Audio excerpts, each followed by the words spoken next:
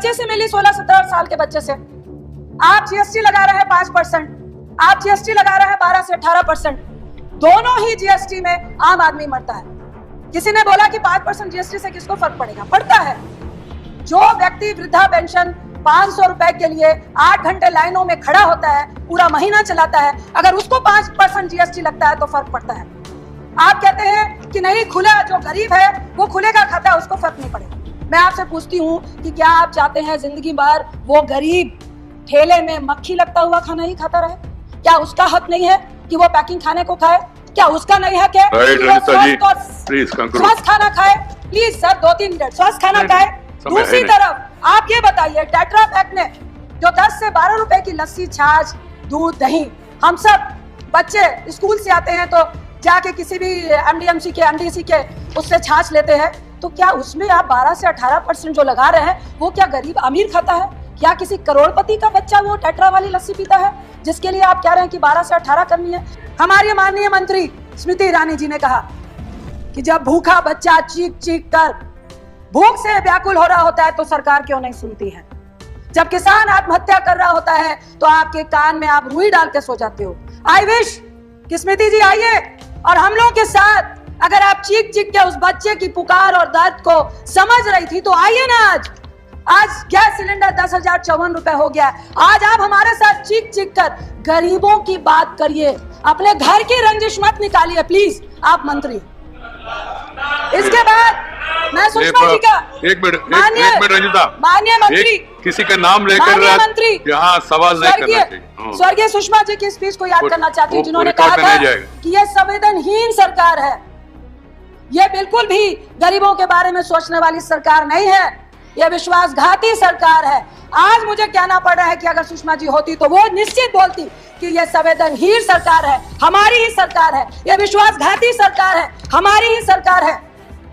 मुझे डर लगता है जब मैं प्रधानमंत्री की उस स्पीच को सुनती हूँ जो उन्होंने कहा था कि घर में चूल्हा नहीं जलता है, बच्चे भूख से रो रो कर सोते हैं और माँ आंख में आंसू लेकर चुप हो जाती है। जब आंसू की बात पीएम साहब के मुंह से सुनते हैं तो हमें डर लग जाता है, क्योंकि उन्होंने पहले मिडिल क्लास से महिलाओं के आंसू निकलते हैं, मेरे भी निकलते हैं, सब्सिडी छोड़ दो, महिलाओं ने छोड़ दी। कहा गरीबों को सब्सिडी देंगे, महिलाएं पसीज गई, हम सब ने सब्सिडी छोड़ दी।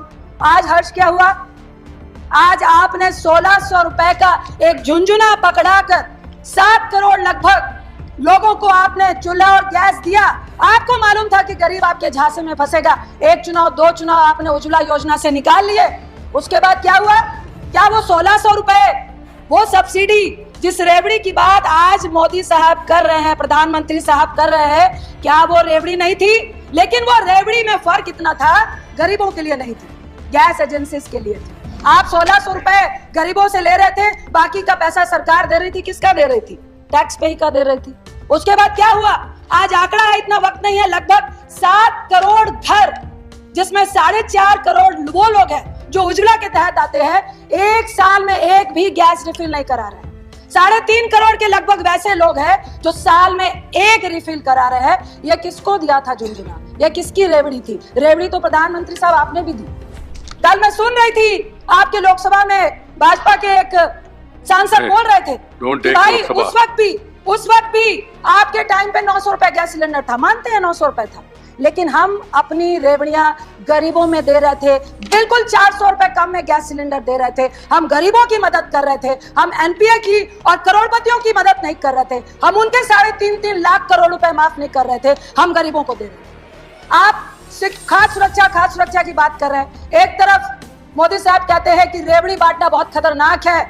मैं प्रधानमंत्री साहब सभापति जी के माध्यम से बोलूंगी, उज्ज्वला की रेवड़ी हो, चाहे आपकी कोई भी गरीबों के लिए रेवड़ी हो, वो रेवड़ी में ना तिल था, ना चीनी थी, ना गुड़ था। ये तिल, चीनी, गुड़ सब कुछ जो लेके गया वो कॉर्पोरेट थे। एक और रेवड़ी की याद दिलाना चाहती हूँ आपको, जियो।